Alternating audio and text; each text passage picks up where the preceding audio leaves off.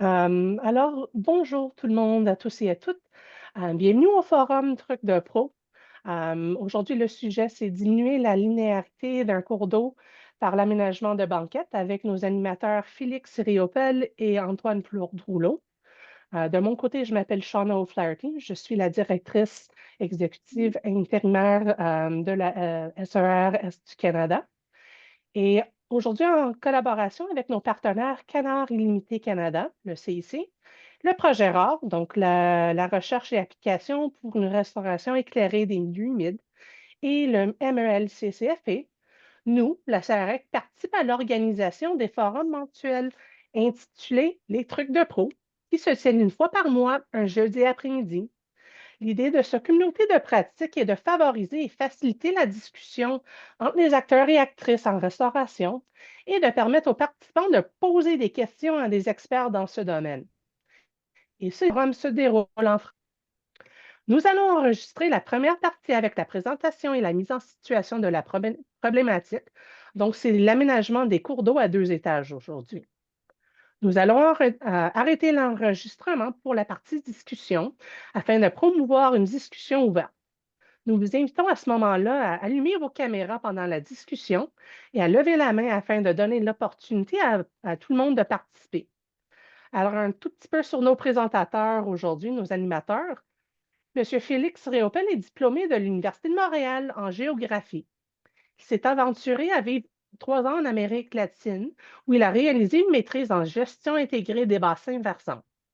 Il est chargé de projet en hydrogéomorphologie chez Rivière, où il travaille sur la conception et la réalisation des différents projets de restauration de milieux humides et hydriques. Il sera également un des animateurs de notre sortie de terrain le 1 juin à Rivière-du-Loup, où nous allons visiter ces projets présentés ici. Alors, nous espérons vous voir en grand nombre à cette sortie. De son côté, Antoine Plourde-Rouleau est biologiste diplômé de l'Université de Sherbrooke. Son parcours académique l'a notamment amené à se spécialiser en agro-environnement, écologie végétale et la modélisation bioclimatique. Après avoir occupé ses fonctions de chargé de projet responsable du PDE pendant un petit peu plus de 2 ans, collaboré étroitement à l'élaboration du PRMHH de la MRC de Kamouraska et géré le démarrage de son entreprise agricole. Il a accepté le poste de directeur général de l'Eau-Bakir en 2022. Depuis peu, il siège également sur le conseil d'administration du comité ZIP du sud-est de l'estuaire. Alors, messieurs, je vous passe la parole. Merci. Oui, un gros merci, Chana. Merci au SER aussi pour de nous donner l'opportunité de nous reparler de notre beau projet aujourd'hui. Donc, je tente le partage d'écran avec son. Est-ce que vous voyez bien mon écran? Ouais, on va bien. Ouais. Génial. Vous voyez le plein écran? Ça va aussi.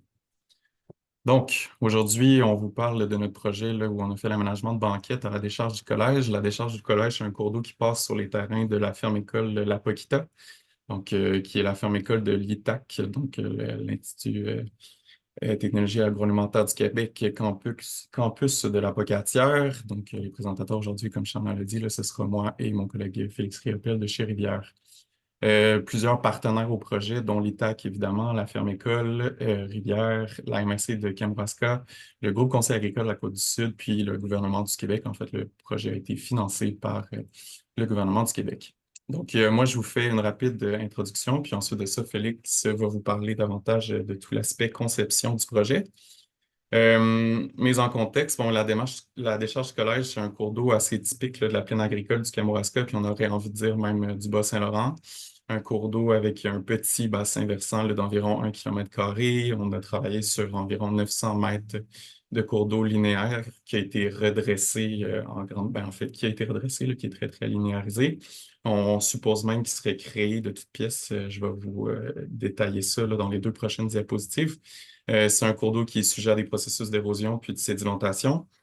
Évidemment, là, il a été entretenu dans les dernières années, ce qui a entraîné toutes les modifications, en fait, entraîné toutes les modifications que je viens de vous énumérer. Puis ben, on sait très bien là, que ces entretiens-là représentent des coûts non seulement pour les propriétaires, en l'occurrence les agriculteurs, mais aussi des coûts environnementaux, donc beaucoup de perturbations récurrentes à l'écosystème aquatique et aux écosystèmes riverains. On suppose justement là, que le cours d'eau aurait été créé de toutes pièces, entre autres là, dû à sa position anormale à l'échelle du bassin versant. En fait, une position là, qui le rend inefficace. Là, on voit sur l'image là, que l'accumulation d'eau là, au champ, la formation de cuvette. Donc, un cours d'eau là, qui est positionné un petit peu trop, qui est surélevé là, dans le bassin versant. Donc, par rapport à une dépression naturelle là, qui, elle, présente 250 mètres davantage au sud-est, puis environ 55 mètres là, de dénivelé par rapport à la décharge. Donc, normalement, là, on serait en droit de penser là, qu'un cours d'eau plus naturel là, se serait formé au niveau de la dépression, puis viendrait se drainer éventuellement vers la rivière Saint-Jean. Donc, là, pour l'instant, la décharge est canalisée sous la municipalité de la Pocatière, puis vient rejoindre la rivière éventuellement. Ensuite de ça, là, autre fait là, qui nous amène à penser que c'est pas un cours d'eau naturel, on a présence là, d'au moins deux pentes inverses là, assez majeures là, si on prend le profil longitudinal du cours d'eau. Donc ça, c'est des mesures là, qui ont été prises par la firme Rivière. Ensuite de ça, ben, c'est un cours d'eau qui est particulièrement large là, pour la taille de son bassin versant. Donc, largeur qui serait pas due justement, qui serait pas naturelle, là, qui serait pas due à l'adaptation intrinsèque du ruisseau, mais bien le résultat des entretiens répétés, comme je le nommais, mais aussi des mouvements de masse gravitaire qui sont entre autres occasionnés là, par le poids de la neige qui viendrait créer l'affaissement d'une partie du talus puis non seulement ben, cet affaissement-là entraîne la végétation, mais aussi le substrat auquel elle est rattachée, excusez-moi. Puis on voyait là, la formation de crevasses là, autant à l'hiver qu'au printemps là, lors des mesures qui ont été prises par l'équipe de Rivière. Donc, la problématique dominante là, au cours d'eau était le phénomène géomorphologique d'accumulation sédimentaire. Donc, l'évolution de la décharge du collège là, est vraiment dictée par ce phénomène-là qui serait causé par diverses choses, entre autres le décrochement des talus, comme je viens de le nommer, des particules directement emportées des berges du cours d'eau, la faible capacité de transport des sédiments du cours d'eau. Donc, de façon générale, là, on avait un écoulement qui était souvent déficient, voire stagnant. Je vais vous montrer des images tout à l'heure. Puis, ben, le lavage souterrain du sol là, amené par des drains souterrains, donc quand même un bon apport de particules fines de ce côté-là.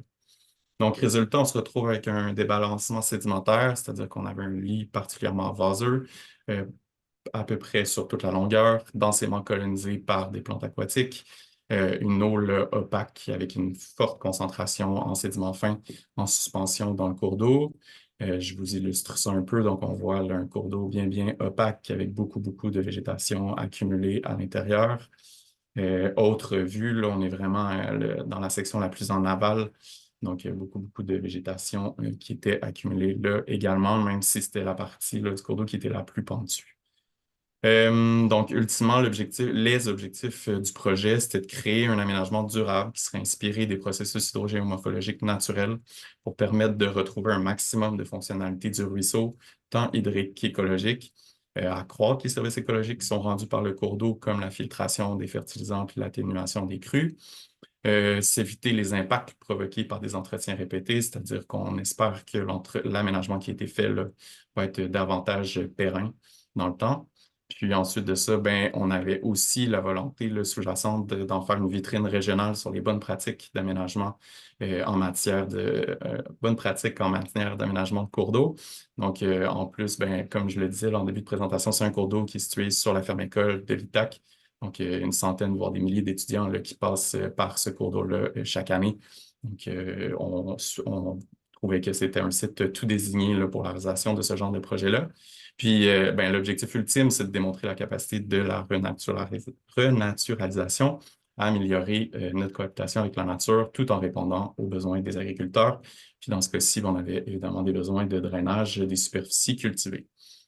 Puis là, ben, je ne pouvais pas terminer mon petit bout de présentation là, sans parler de tous nos partenaires locaux qui ont contribué à la bonne conduite de ce projet-là. Donc, comme au Béville, là, on essaie d'orchestrer la gestion intégrée de l'eau à l'échelle des bassins versants que l'on gère. Puis là, ben, dans ce cas-ci, je pense que c'est un bel exemple on a pu compter sur tout notre réseau de partenaires locaux qui était bien établi, puis toutes leurs expertises.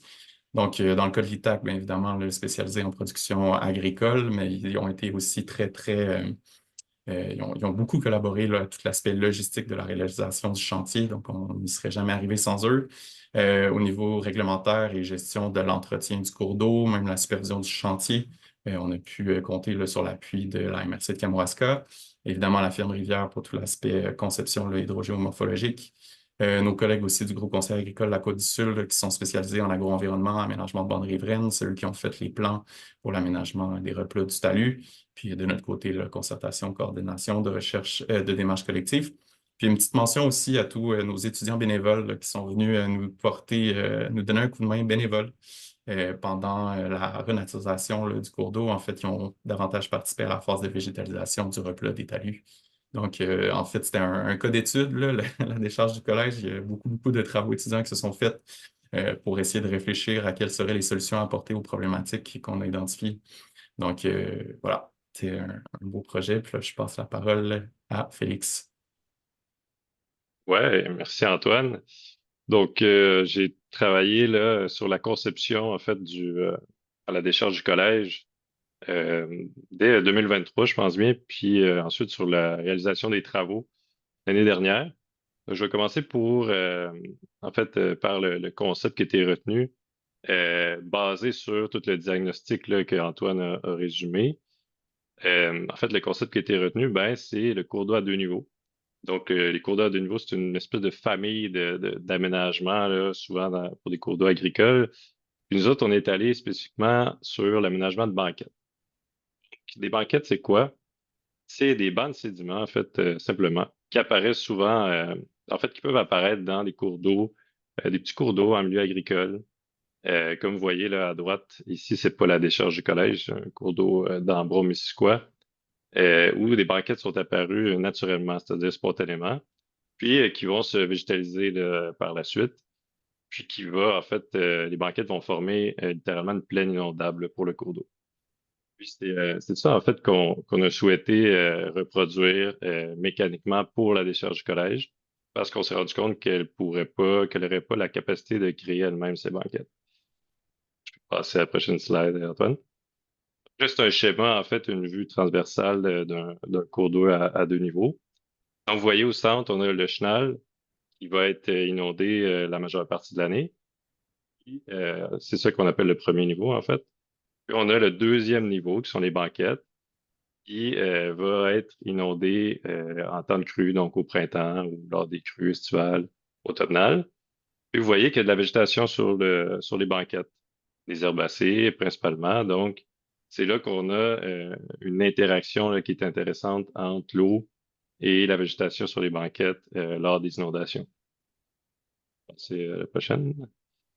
Donc, cette interaction-là va venir nous donner l'avantage, en fait, va être positif pour la qualité de l'eau de ces cours d'eau-là.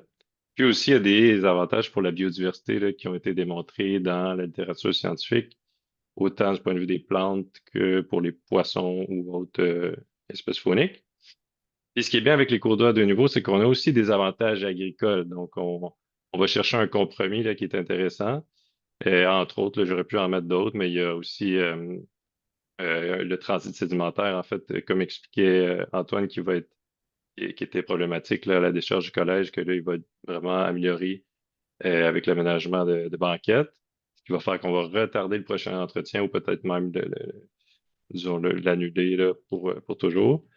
Puis, c'était pas le cas à la décharge du collège, mais dans le cas de cours d'eau qui ont des problématiques d'inondation sur les champs, ça peut être une façon d'améliorer la capacité hydraulique, donc la capacité en eau du cours d'eau pour réduire ce problème-là. Donc, comment est-ce qu'on a précisé là, les dimensions pour le chenal et les banquettes à la décharge du collège?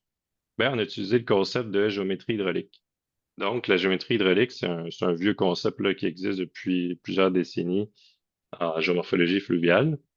Il se base sur la prémisse que les cours d'eau, naturellement, vont adapter leur dimension en fonction des débits en eau et en sédiments qu'ils reçoivent de leur bassin versant. Donc, qu'est-ce qu'on a fait? On est allé sur le terrain, dans d'autres cours d'eau. Donc, encore là, cette photo-là, c'est pas la décharge du collège. C'est plutôt un autre cours d'eau là, de la région de Kamouraska qu'on a visité, qui a des banquettes qui sont apparues naturellement dans ce cas-là. On a mesuré largeur et profondeur, donc petit W, petit d, du chenal, pour pouvoir mettre en relation largeur et profondeur avec l'aire de drainage de ces cours d'eau-là. Puis ça nous a permis de créer les équations en fait de géométrie hydraulique, comme vous voyez en haut à gauche, puis de pouvoir utiliser ces équations-là à la décharge du collège pour lui donner des dimensions qui vont être adaptées à son bassin versant. Donc c'est ça l'aspect qui est intéressant, c'est que les dimensions vont être beaucoup plus adaptées que ce qu'on avait là, avant l'aménagement. Puis en étant adapté, ben, c'est là qu'on peut aller chercher une dynamique qui va être plus naturelle, donc plus stable pour tous les gains environnementaux qu'on cherchait. Et donc là, ça, je passe rapidement. C'est les plans en fait techniques qu'on a produits là, en collaboration avec la firme Ross pour la décharge du collège. Donc, vous voyez qu'on a donné un parcours sinueux aussi au chenal. Continuer. Puis, ben, il y a l'aspect végétalisation aussi qui est super important, qui a été travaillé par Obakir directement. Donc, je vais laisser Antoine après si vous avez des questions pour le questionner là-dessus. Là, je passe au chantier, la partie probablement la plus intéressante. Donc, on a une petite vidéo promotion qu'on Rivière a développée, là, tu peux y aller.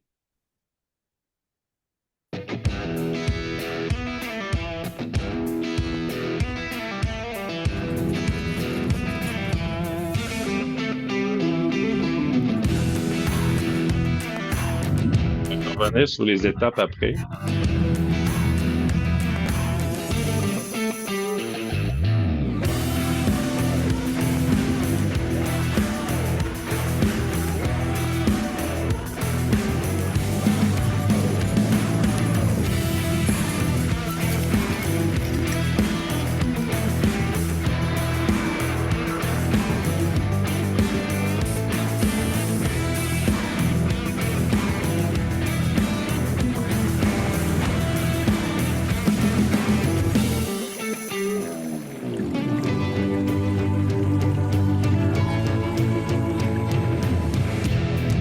Je peux l'arrêter là. Donc,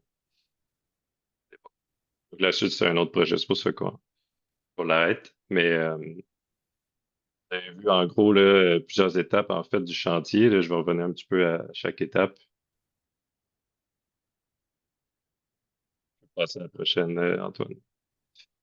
Ouais, excuse. C'est comme compliqué de sortir de Correct. mon vidéo.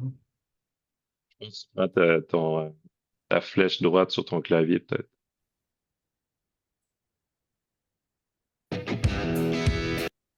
Non? Ah, ouais. Donc, première étape, ça a été le curage conventionnel. Donc, vous voyez là, en fait, quand on fait un entretien de cours d'eau, ben, dans le monde agricole au Québec, disons, quand il y a des entretiens de cours d'eau, ben, c'est la seule étape qui est faite. Les cours d'eau restent comme ça. Donc, vous voyez que c'est assez stérile là, comme état. Là. Donc, nous, on a décidé de continuer. Donc, tu peux passer à la prochaine étape. Donc, après avoir retiré la base, on est allé étaler un nouveau substrat pour nos banquettes. Donc, le substrat, on est allé chercher dans une carrière locale. C'est un mélange de sable, de cailloux là, assez varié. On peut passer. Ensuite de ça, ben, on a excavé notre chenal dans le deuxième niveau directement. Allez. Après ça, ben, on a fait des petits ajustements manuels à la pelle avec mes collègues pour s'adapter le plus possible au plan là, qu'on avait défini. Oui.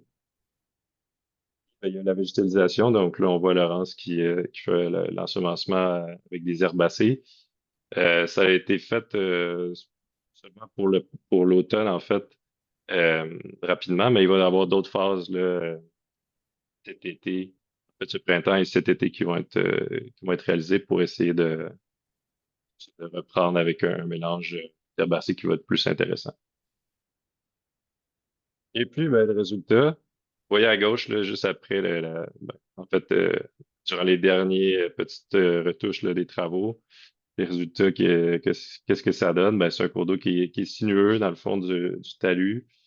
Euh, Quand même assez intéressant là, sur 700 mètres linéaires. Puis à droite, ben, vous avez quelques semaines après, ben, les herbacées qui ont germé un peu, qui commencent à sortir sur les banquettes. Euh, ben, c'est ça. Là, on attend là, les prochaines semaines, prochains mois, prochaines années même pour voir comment la végétation va évoluer dans ce cours d'eau-là. Puis c'est là qu'on va vraiment aller chercher nos gains environnementaux, là. Donc, on a bien hâte de voir ça. Ah, donc, merci. Vous voyez un peu l'équipe de terrain là, qui était là pendant les travaux. Il y en avait d'autres qui étaient là qui ne sont pas sur la photo, mais la plupart de mes collègues, en fait, qui ont travaillé là-dessus aussi également. Donc, merci à eux. Puis merci aussi à Excavation des Chênes qui était là, avec Guy qui était là au centre, là, qui a manié la pelle mécanique, ce qui était quand même un aspect assez important du projet. Donc, voilà. Ça va nous faire plaisir de répondre à vos questions. Merci beaucoup, Félix et Antoine. Je vais arrêter maintenant l'enregistrement afin de permettre à notre audience de discuter ouvertement, poser des questions, offrir des solutions et des suggestions. Je vois déjà qu'il y a du monde dans le clavardage qui pose des questions.